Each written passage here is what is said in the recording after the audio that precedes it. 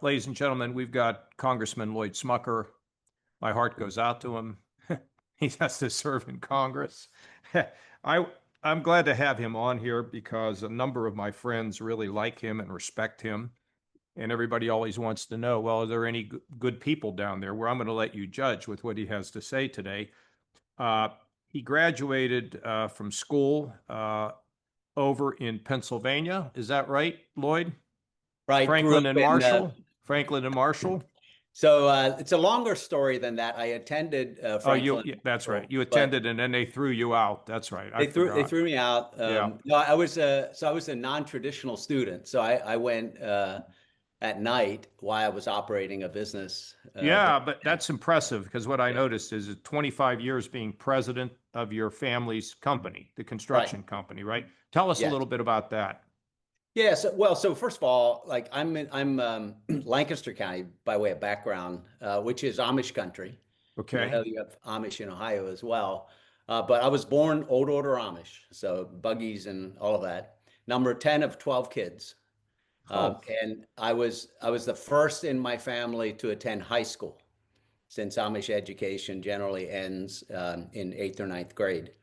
And so to attend high school, my parents didn't like the idea. So I was required to go to a Christian school. So I'm a graduate of Lancaster Mennonite, and I had, excuse me, had to pay my own tuition because it comes with tuition when it's a private school. And so I hung drywall at night to pay my way through high school. And then when I graduated at 17 years old, I intended to go to college. But my older brother, who had been hanging drywall for, had a very small business, just a few employees, said, "Do you want to buy a company?" And so I said, "Sure." And so I paid him $1,000 over time because I didn't have any money. And I was a business owner at 17 years old, operating out of a spare bedroom in my parents' home. And then so I ran the business. it was building things, right? Yeah, just hanging drywall, Yeah. contracting, and we turned it into and then I went to college at night. That's where F&M comes in. I went to college at night while I was operating the business during the day. So I can relate to like non-traditional students. I was learning and then putting it into practice every day. But yes, we grew that company into probably has a few hundred employees now. I sold my interest since then to a younger brother. But I operated for 25 years. We are a regional commercial contractor in Pennsylvania and Delaware. So Well, it's fascinating. So none of the other of your siblings went to high school. Is that that's right? right. Now, now they were all successful. One of them is still old order Amish. She married Amish before my parents left. They left when I was fairly young, and They so I left grew up. what? They left. They left the old order Amish. Okay. And what did And they go? but I What did grew they up go? with my parents were still they dressed plain. We grew up Amish Mennonite essentially.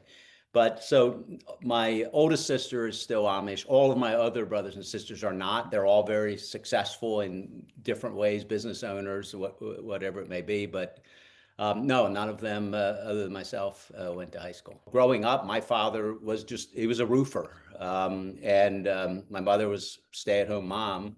And, they're raising 12 kids. So, we didn't have a lot, but loving home, great parents. Couldn't have grown up in a better household and taught the values. I think a lot of Right. people understand the Amish values. It's the hard work, it's the community, it's the family. So all of that was really important and resulted in a great childhood. Right. But then how did you decide, all right, I want to break away from all this? Nobody in the family So is, how did you decide that? You were so young.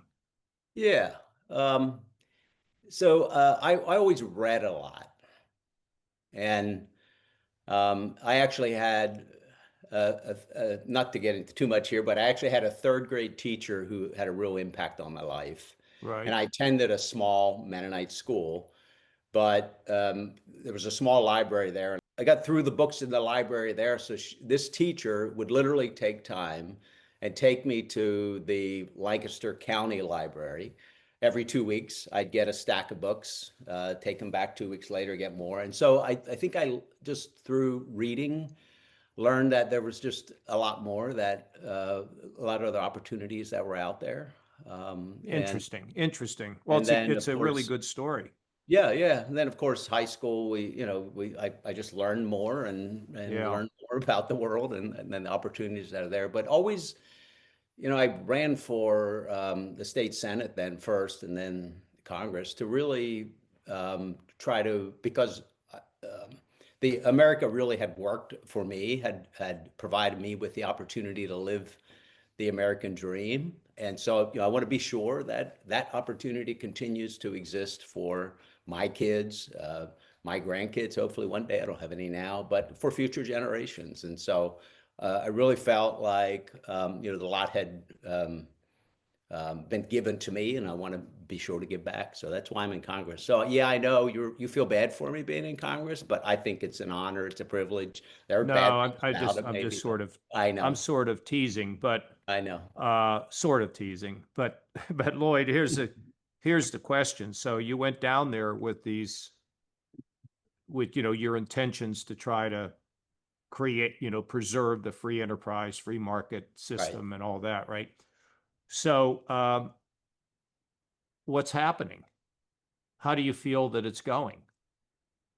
Well, I think we're making some great progress. I think there's a real debate in the country about what America should look like. And it had been for years going in a direction that I didn't think would have a good outcome. And I think we're changing that over the past year. And Republican values that we've always held dear, the idea of personal responsibility, free enterprise, capitalism. Let's talk about the debt. I mean, let's talk about that a little bit. We're up to what 37 trillion or whatever it is, and now the interest on the debt is more than national security. Why is that happening? I mean, I think I have a sense of why it's happening, but why do you think that there is no real effort to deal with this escalating debt, which, as you know, having been raised in a conservative, you don't take on debt. And now our debt is growing every single year, and it's ultimately, it threatens us. Yeah. What's the Um, problem? so let me just say this. This is an issue that I spend a lot of time thinking about, trying to solve. And in fact, it's my mission. If one day I leave Congress and I will have done something to help change the fiscal trajectory and put the country in a better spot as a result of that, then I'll feel like job accomplished. Right. And so it's I think uh, a real threat not only to the standard of living for Americans, but to the country itself. Right. And this may be the extreme, but history is full of countries and empires that have dominated sometimes for centuries and then have fallen off, have declined over a period of time, or sometimes collapsed suddenly. And there are a number of reasons why that has happened in all these cases. But a common thread is poor fiscal policy, Right. taking on too much debt. And so we think, because we haven't experienced something like that in our lifetime, a collapse of some sort could never happen. But these things don't happen in a 75-year period or whatever our lifetime may be. They happen in longer cycles than that. And so I think the threat to Americans are not aware, or they completely undervalue, underestimate the impact that this could have. And it's already impacting us. You're seeing Right. the inflation, you're seeing interest rates, or higher because of the debt that we're taking on. So it's already impacting every American that is buying a car, buying a home, buying groceries. So really every American. They may not make the connection, but it is certainly impacting and will continue to impact if we don't change course. Now, your question was, why can't we fix it? And so let's frame where we are in terms of the budget first, and then I can work from that. So in round numbers, but very close, this fiscal year, which just ended on September 30th, we took in $5 trillion in taxes. 5 trillion. We spent 7. Took in 5, spent 7. $2 trillion deficit. And of course, those deficits have accumulated over time. Well, last balanced it when you were budget chair, have been accumulating ever since. And so they're now totaling almost 38 trillion, but projected to grow above the real number was about 1.8 trillion is the deficit that we just had. But it's not going to tail off. It's projected to continue to grow.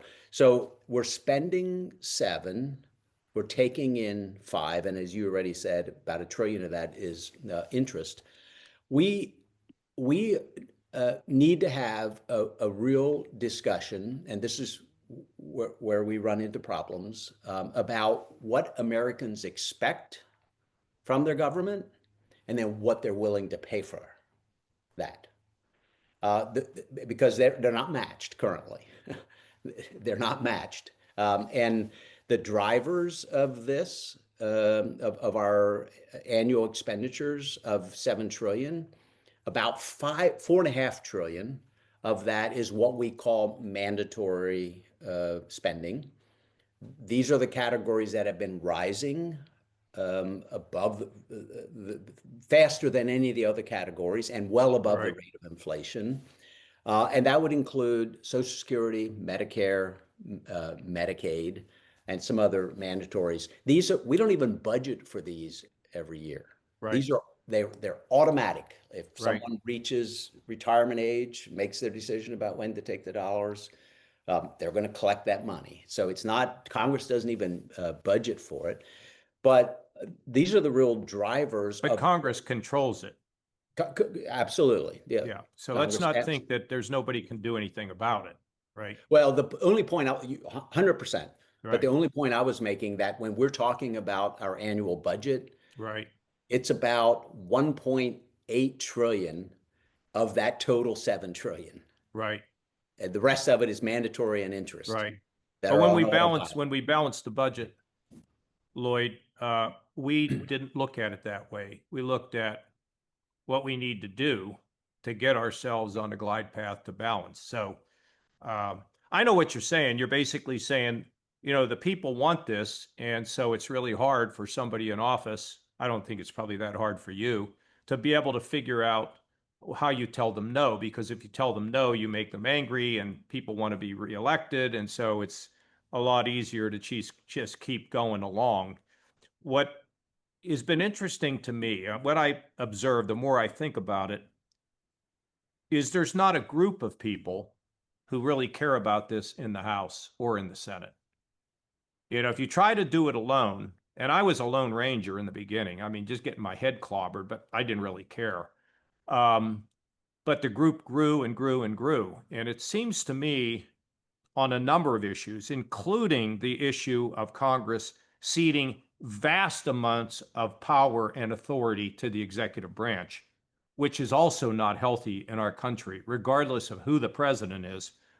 But it's like we're just on automatic pilot, that nobody wants to disrupt and nobody wants to stand up because it's too hard.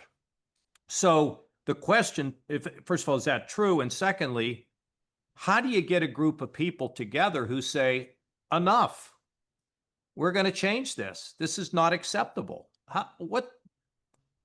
You can react to both of those things.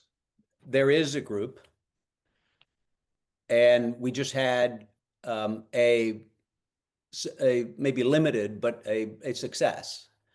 And that was while we were debating the One Big Beautiful Bill that we passed, the tax cuts bill. Mm-hmm. There were some of us, and I'm the vice chair of the budget committee. Jody Arrington is the chair. Right. We led a group of about 30 Republicans in the House who insisted that we find savings, cost savings, to offset some of the lost revenue that we would be getting by extending the current tax rates. Right. And we pushed against the Senate, we pushed against the administration, and we even pushed against our leadership, not saying they're not concerned about the debt. And we're able to find about 1.6 trillion. And I'm sure you've heard about this. That would not have happened had you not had a group of about 30 of us who really were pushing for this. That's a nucleus of folks who are very, very concerned, who would be willing right now, if they knew that a particular vote would put us on a better path, they'd be willing to risk their jobs for it. They're here to try to change the fiscal trajectory. So that's one group. The group within our conference is even bigger than that. There are a lot of people who know that it's unsustainable. And then there's some Democrats as well. I've part of a number of discussions, even with Democrats in the past, and I'm hoping that we can find some fruitful discussions coming up shortly here, but where we really have had discussions about this. So I'm not saying there's a lot of Democrats there, but there are enough that it's bipartisan. We also passed a bill for a fiscal commission out of the budget committee. And I know a lot of commissions don't work, but I was part of one that was very, very successful in Pennsylvania when I was in the state Senate. And I think there's some lessons from that we could learn. But when that passed out of budget committee, we actually had senators come over and testify in support of bills. Manchin was there at that time. And we had Democrats voted for that bill as well. So it might not look that way, but there are at least inklings of hope here that people are really paying attention to this. Well, I mean, that's all good news, but we're still I don't see a plan that has been put together that puts us on a trajectory to deal with these programs. Yeah. The president said he has no interest in affecting these entitlements. Okay. Yeah. And there is no plan currently. Right. You're so right. If you don't have a plan, then it's pretty hard to get anybody to march towards how you accomplish that plan, right? Yes. And I think I think if you have a group and everybody can say, let's go, but in order to do that, you have to be really willing to, you have to take on your constituents to a degree. I mean, and Lloyd, I tend to think that it's not all cutting. It's being able to reform things in a way that it makes more sense.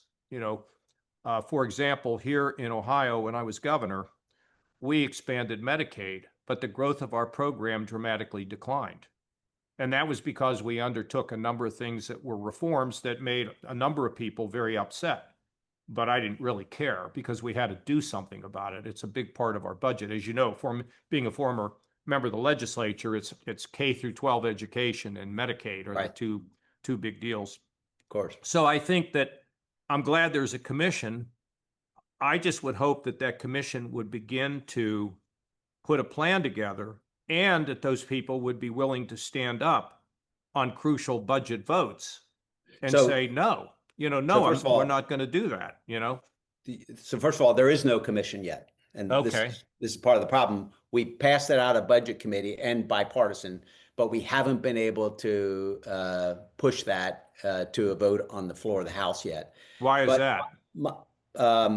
There's opposition from multiple. You see what I'm saying, Lloyd? It's the same old. And then the question gets to be, I'll tell you a little story. Back and I hate to like go backward. Boy, when I was playing for the Red Sox, I hit one over the fence. That's so boring. Okay. But to give you a little sense of what happened, Tim Penny and I got together and we tried to cut 1 penny out of every dollar in the federal budget. And our appropriations committee was mad at us. The leadership was not happy. The White House, which was Democrat, wasn't happy. Everybody was against us. We lost by just a handful of votes, and it truly was bipartisan. And then when I started offering budgets, and particularly when the budget committee, by the way, wrote both the appropriation bills, a lot of work with Bill Archer on the tax bill, work with Energy and Commerce on Medicaid and Medicare. We had a plan. So when they said, "Oh, just give us the numbers and we'll take care of it," I said, "Yeah, I believe that. Yeah, I just like the tooth fairy's going to have a tooth under my pillow." So I made everybody angry inside the caucus. We did as the budget committee. The key is a willingness to really say, I am driven by a purpose here and I'm not going to change. And if it gets me defeated, that's okay. If it angers my colleagues, that's okay. I don't want you to dislike me. I don't want to lose, but this is why I'm here. That spirit is what's going to begin to affect this. And you don't have to do it overnight, obviously. This is a staged program to get us fiscally responsible. Yeah, I completely agree with that. And I think there is a nucleus of folks that is going to continue to grow. I think it's really important. But one of the reasons I like a fiscal commission is I think there are a couple things that need to happen. One is people need to understand more about how the debt is currently, American people need to understand more how the debt is impacting their daily lives and how that's going to get worse if we don't solve it. I want the American people to start to call their congressperson and say, why aren't you doing something about the debt? And back to my example of members who are willing to take a tough vote and lose their job as a result of it. When they say that to me, I tell them, I think you're thinking of that in the wrong way, because if you get removed for that vote, that means you're going to be replaced by someone who's going to undo what you did. And I know it's a tougher job, but instead what we have to do is convince Americans that we have to take this action, and it's going to mean sacrifice from everyone. And then they reward their member of Congress for it. That's what we've got to get to. Not necessarily is it sacrifice and a trip to to get a root canal or something. It's engineering things in a better way. Yeah. Some things you don't need anymore. Some things can be privatized. I mean, there's all kinds of things you can do. But I mean, asking the people to give you the permission to do this, in my opinion, isn't going to happen. It takes leadership from the people who know better, because the public they're feeding their kids. They're like your mom and dad. They got 12 kids running. Not many have that. Okay. But they got their own things they're worried about. And they're not sitting around worried about the debt. So when we know what the problem is, we then have to act. Let me ask you this question. It used to be that the political parties themselves had power. They helped raise the money. I mean, you've been around long enough now where I think you can remember how the parties used to be. They'd screen the candidates, you'd get endorsed, they'd help you raise money. Today, the parties have basically been neutered. So most of the money that goes to help somebody get reelected comes from special interest groups. And they all have a special interest, right? And so I think it makes it very difficult, because when we were dealing with Medicaid, for example, just a few years ago, it was the nursing home industry. It was the hospitals. It was this group. It was all these providers. And they're like, oh, well, wait a minute. You can't do that, even if it made sense to do it. And I think that's one of the big problems you have down there, is that people are being elected by interest groups, not the old-fashioned way by political parties that had some discipline. What do you think about that? Well, I think that is one of the problems that we have here. But if I can just go back to Yeah, the sure. commission and the public, because I want to explain this so you have better understanding what I'm thinking with that. And I I I understand that most commissions don't work, but we did one in Pennsylvania Right. that was amazingly successful. We ended up, I was the education chair. It was about how you mentioned the education dollars. It was Right. how we allocate our dollars to 500 school districts Right. across Right. Pennsylvania because of the hold harmless clause. Right. I got you. Completely inequitable. Hadn't been able to do anything about it for 20, 30 years. We put together this commission, bipartisan, bicameral, included the governor's people. And the most important reason why this was successful is because we went all around the state and held public hearings. And it created this awareness, and every single group that was interested in this, school boards, teachers, student groups, everyone um, uh, got engaged. And then the media paid attention to it, and they started seeing this as the potential way that this was going to get solved. It literally, the Governor Corbett, who was a Republican, lost in the middle of the work of the commission, and then Wolf won. He was a Democrat. We thought the work Yeah. was done, but then the new governor, Democrat, appointed his people, and the work kept going. We ended up passing unanimously a recommendation to the legislature out of the commission. And then it passed almost unanimously in both chambers and became law. The most important piece was the public involvement. And what I think we need is that kind of discussion with the American people to explain the problem that we have. I think we should have a commission, and then I think we should have some sort of national marketing campaign accompanying the work of the commission to raise the awareness about the issue. That would then start to lay the groundwork for people understanding we might have to make some changes here, that they're going to help us in the long run. They're going to ensure Yeah. that the American dream continues to exist for their kids and grandkids. And so I think that's the kind of sort of groundswell that we need to really get this solved. So that's what I'm talking about Yeah. with the Good. commission. And Yeah. the commission comes up, it talks to the American people, but also comes up with the plan that Congress then votes on.